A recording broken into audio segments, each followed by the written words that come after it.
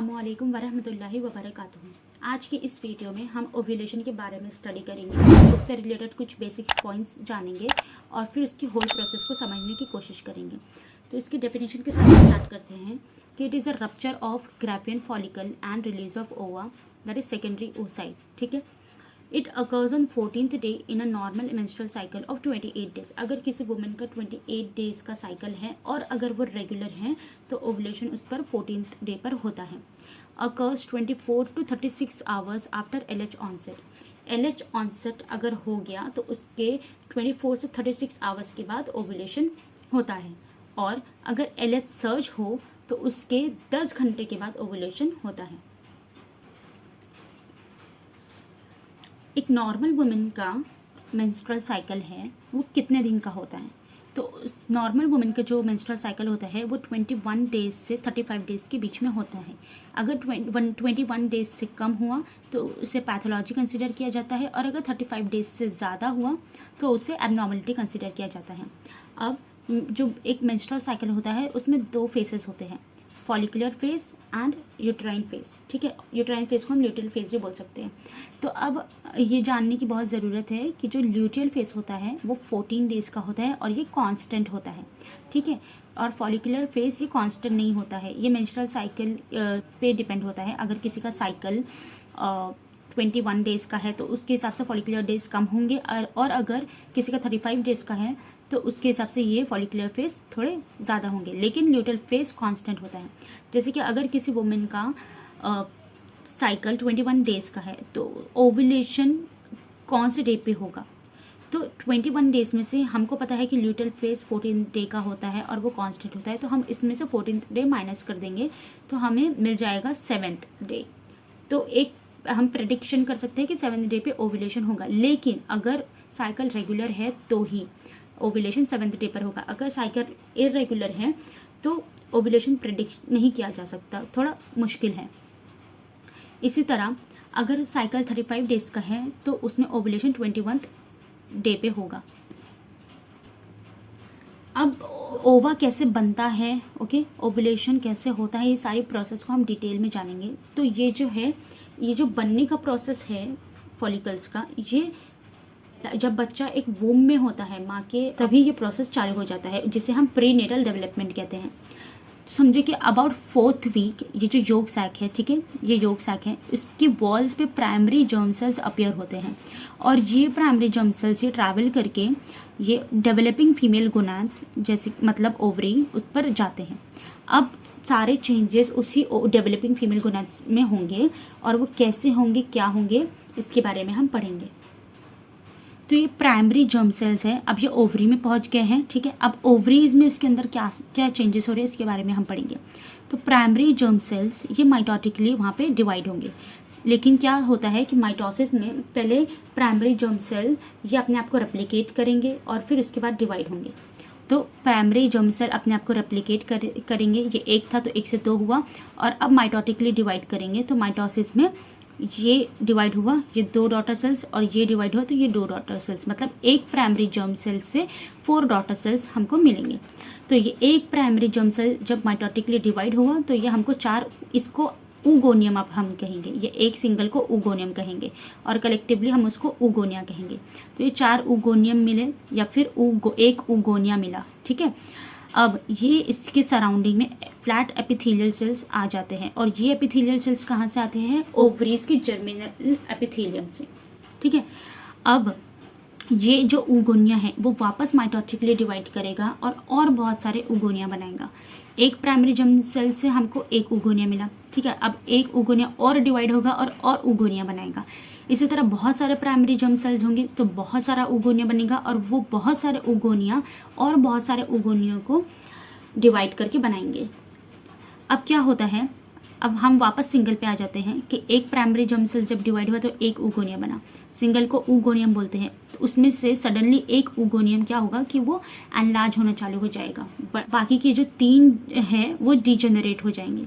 तो इस तरह से हम देखते हैं कि ये एक ऊगोनियम है और इसके अराउंड एक फ्लैट एपिथेलियल सेल्स है। ठीक है, अब ये यहाँ पे अपना माइटोसिस स्टॉप कर देगा और अब it will go into the meiosis.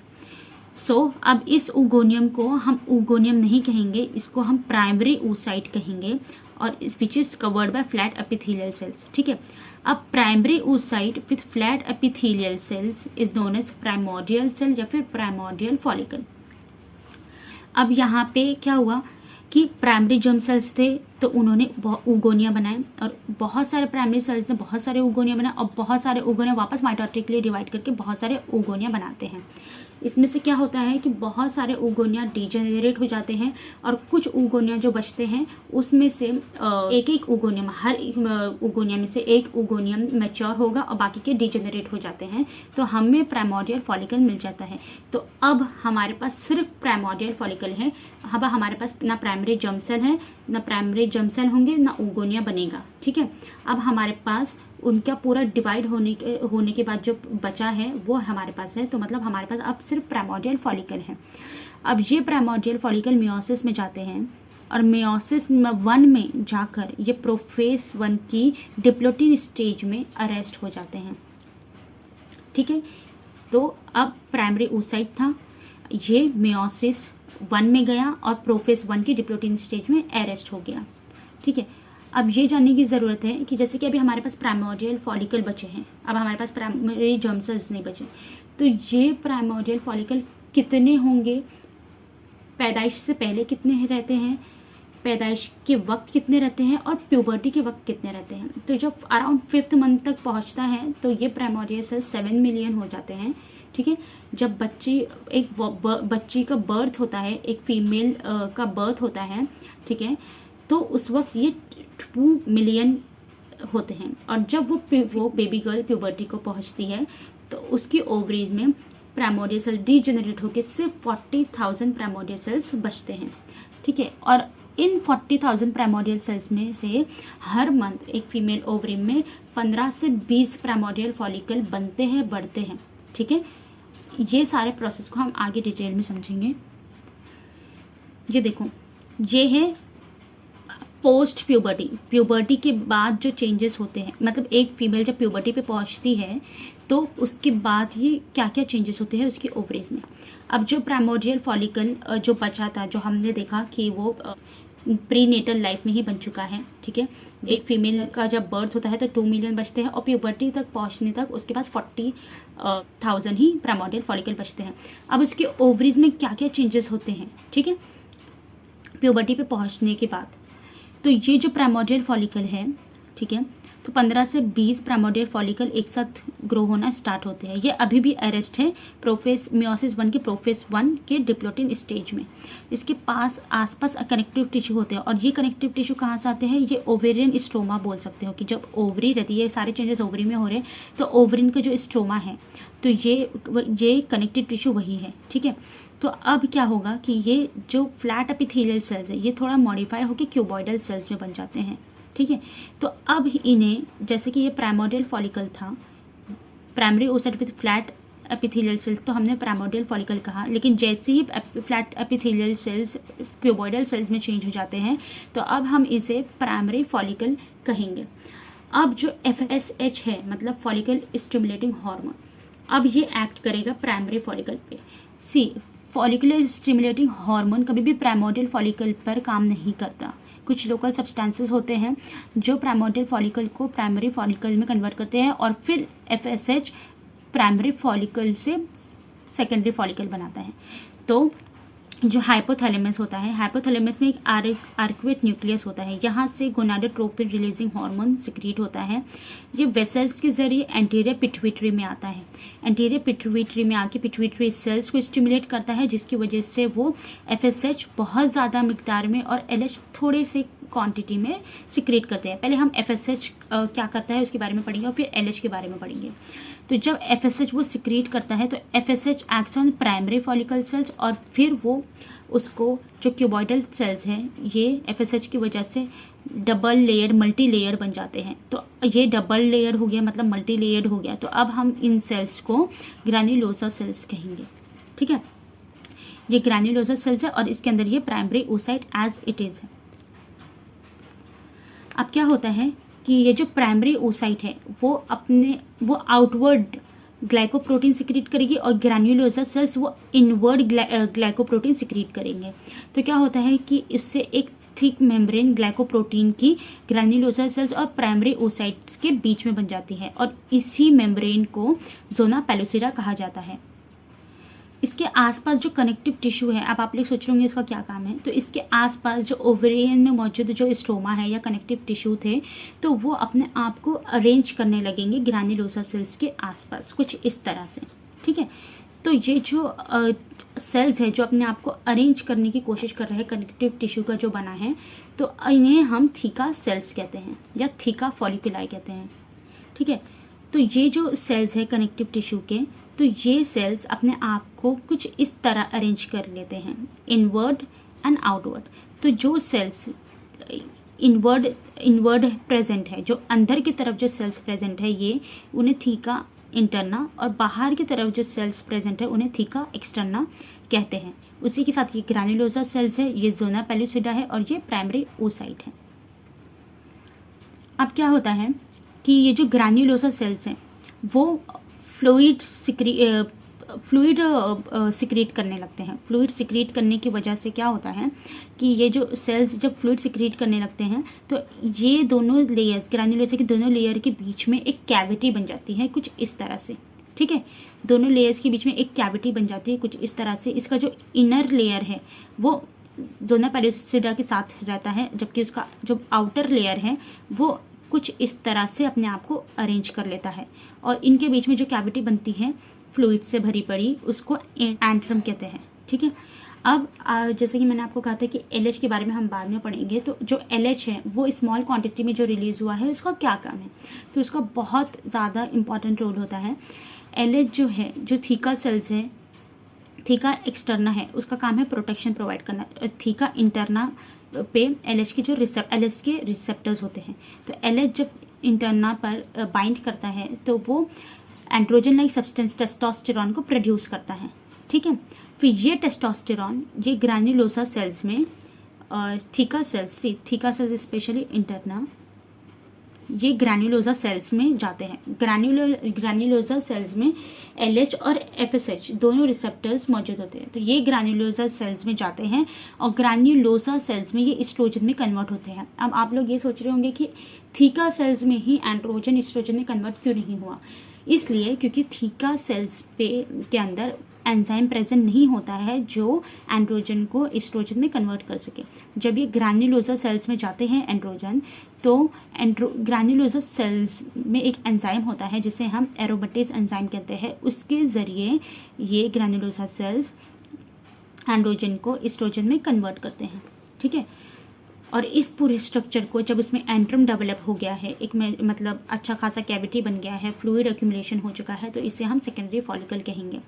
जब एस्ट्रोजन ये प्रोड्यूस कर चुके होते हैं तो ये ब्लड के ज़रिए एस्ट्रोजन पिट्यूटरी में जाता है और has negative feedback on pituitary. अब ये समझ में नहीं आया, ठीक है, ये कैसे हो गया? ब्लड के ज़रिए जब एस्ट्रोजन हाइपोथैलेमस पे जाता है तो हाइपोथैलेमस का जो एंटीरियर पिट्यूटरी है, एंटीरियर पिट्यूटरी पे ये नेगेटिव फीडबैक असर करता है। क्यों?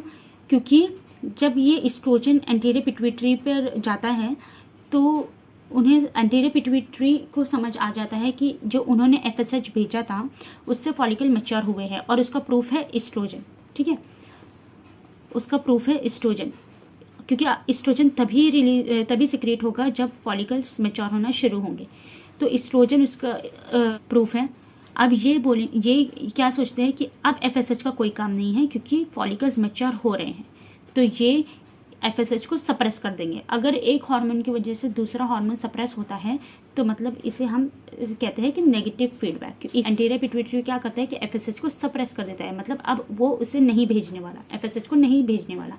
तो अब जब एफएसएच नहीं सिक्रीट होता है, एफएसएच सप्रेस हो जाता है, तो क्या होता है कि जो भी फॉलिकल्स, जैसे कि 15 से 20 फॉलिकल्स बन रहे थे, ग्रो हो रहे थे, जो मैच्योर फॉलिकल है वो बिना एफएसएच के भी ग्रो कर सकता है। जो अच्छे खासे ग्रो हो गए फॉलिकल वो बिना एफएसएच के ग्रो कर सकते हैं, लेकिन जो स्लोली ग्रो कर रहे थे या डेवलपिंग स्टेज में थे वो बिना एफएसएच के ग्रो नहीं कर सकते। तो क्या हो जाता है कि वो फॉलिकल्स जो है वो मर जाते हैं, और जब वो डिजेनरेट हो जाते हैं तो हम उसे कहते हैं कि they have undergone atretic changes और एट्रेटिक डिजेनरेशन, वो सारे फॉलिकल्स डेड हो जाते हैं। तो इस तरह नेचर एक अच्छे खासे फॉलिकल को, मैच्योर फॉलिकल को चूज करता है ओव्यूलेशन के लिए।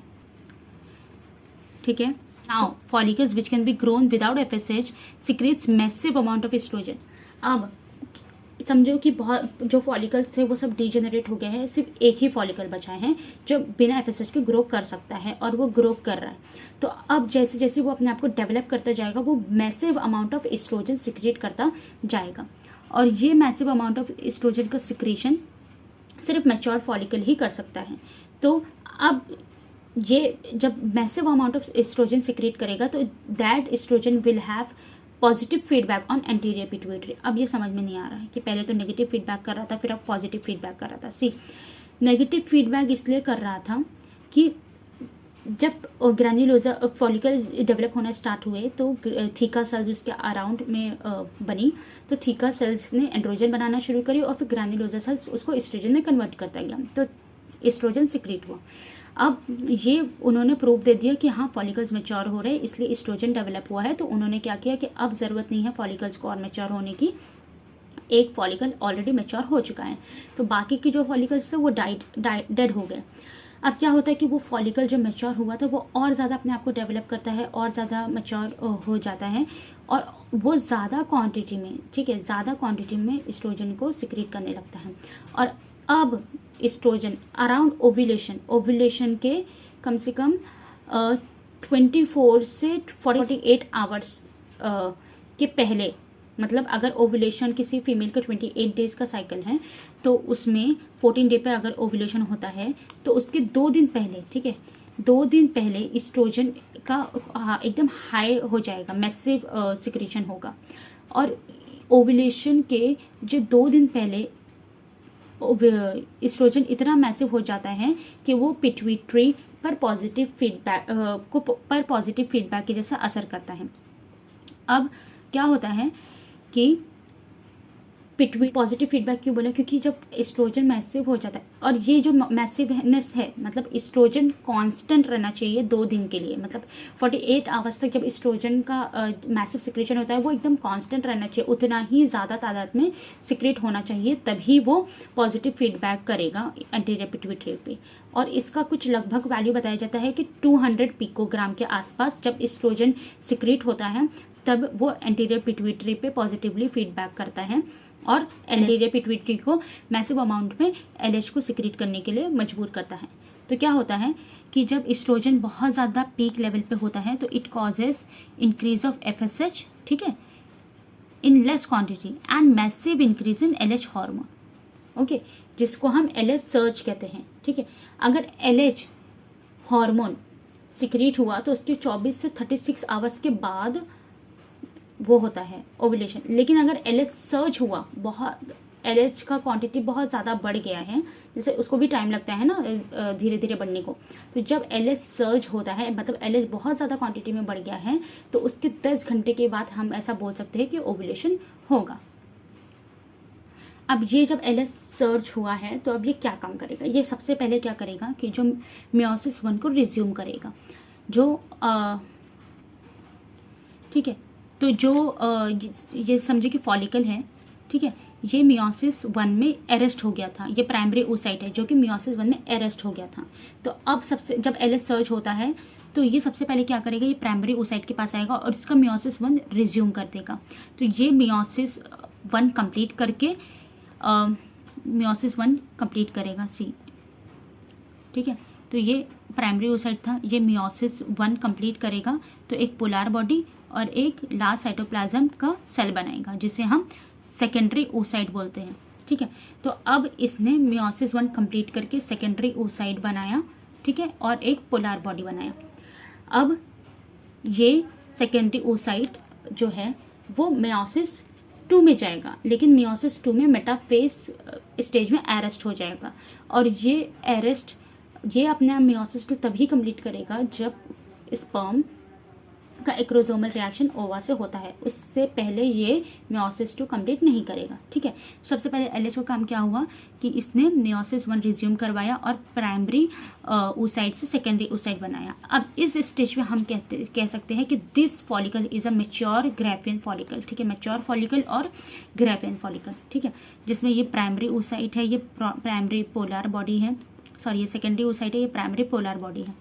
अब एलएच का दूसरा काम ये क्या करता है कि ये न्यू वेसल्स का फॉर्मेशन करता है। ओवरीज में न्यू वेसल्स फॉर्मेशन होगी और ये न्यू वेसल्स ओवा में या फिर ग्राफियन फॉलिकल में ऐसे एंटर होगी। ठीक है, ये जब एंटर होती है तो ब्लड फॉलिकल में ब्लड बढ़ जाता है और जिसकी वजह से जो ग्रैन्युलोसस सेल्स है ये वापस क्या करते हैं, प्रोस्टाग्लैंडिन और ब्रैडिकाइनिन, ठीक है, इन दोनों का सिक्रीशन करता है और ये दोनों वैसोडायलेटर्स है। तो ये दोनों क्या करते हैं कि जो वेसल्स ग्राफियन फॉलिकल के अंदर में एंटर हो रही हैं उनका डायलेटेशन करवाएगा। डायलेटेशन करवाने की वजह से क्या होता है कि ब्लड और ज़्यादा अंदर फॉलिकल्स के जमा हो जाता है, उस प्लाज्मा से भर जाता है।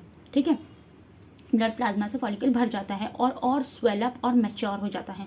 तो ये साइज में बिगर हो जाता है और बहुत ज़्यादा स्वेलअप हो जाता है। तो अब ये क्या करेगा कि ये स्वेल हो कर क्या करता है कि ये जो ओवेरियन वॉल है उस पर प्रेशर बनाने लगता है और ये पेरीफेरी पे चला जाएगा। जो ग्राफियन फॉलिकल है, ठीक है, वो स्वेलअप हो गया है, वो पेरीफेरी पे चला गया है और ये ओवेरियन वॉल है उस पर प्रेशर बनाने लगेगा। अब प्रेशर बनाने की वजह से क्या होगा कि उस पर ओवेरियन वॉल पे एक उभार पैदा कर देगा जिसको हम स्टिग्मा बोलते हैं।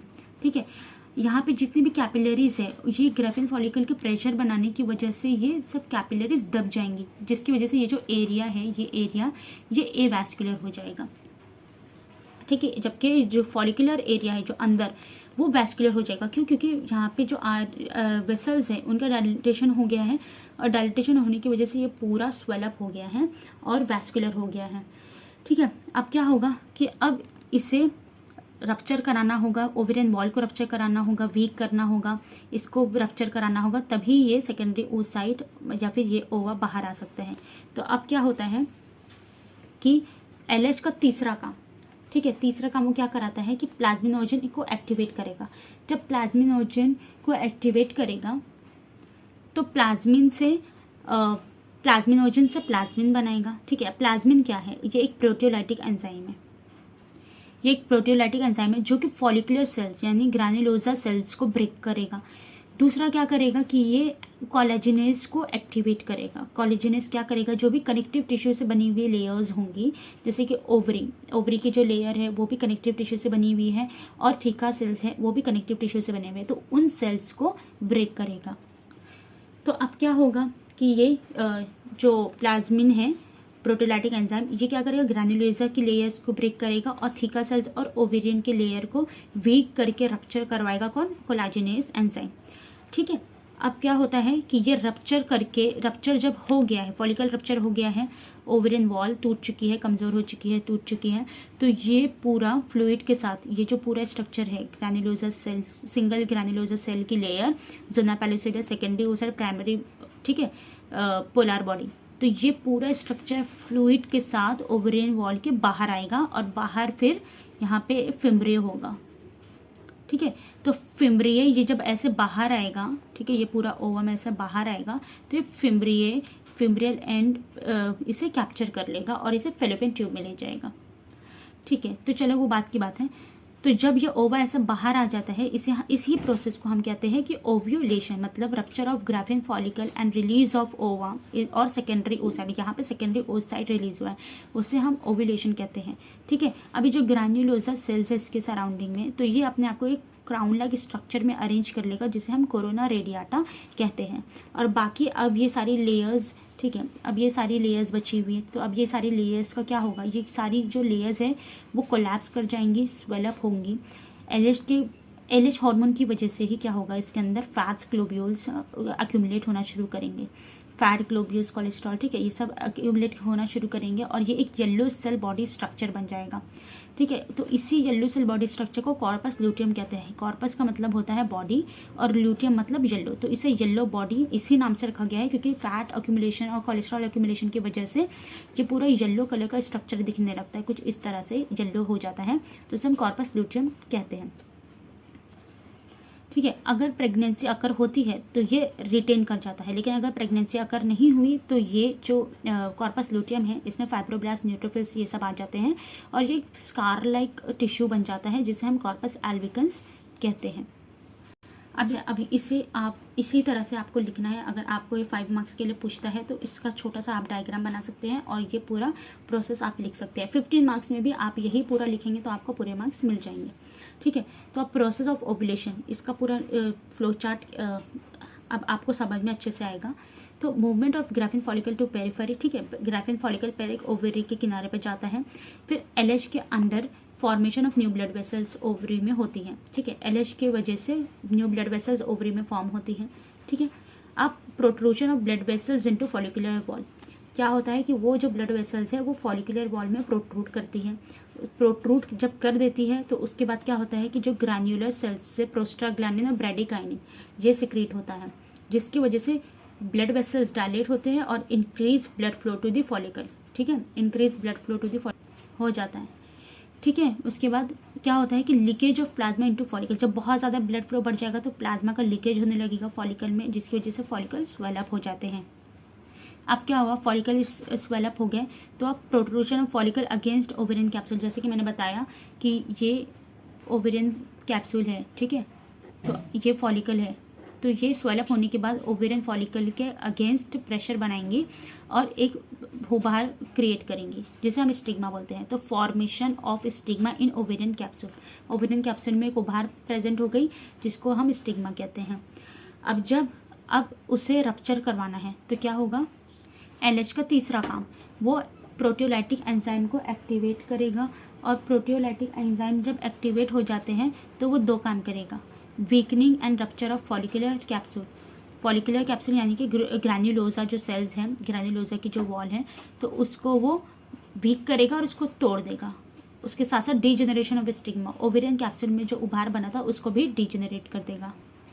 वूजिंग ऑफ फॉलिकुलर फ्लूइड, अब जो ओवा के साथ पहले फॉलिकुलर फ्लूइड निकलेगा और फिर रिलीज ऑफ ओवम हो जाएगा। इसी के साथ इस प्रोसेस को हम कहते हैं ओव्यूलेशन।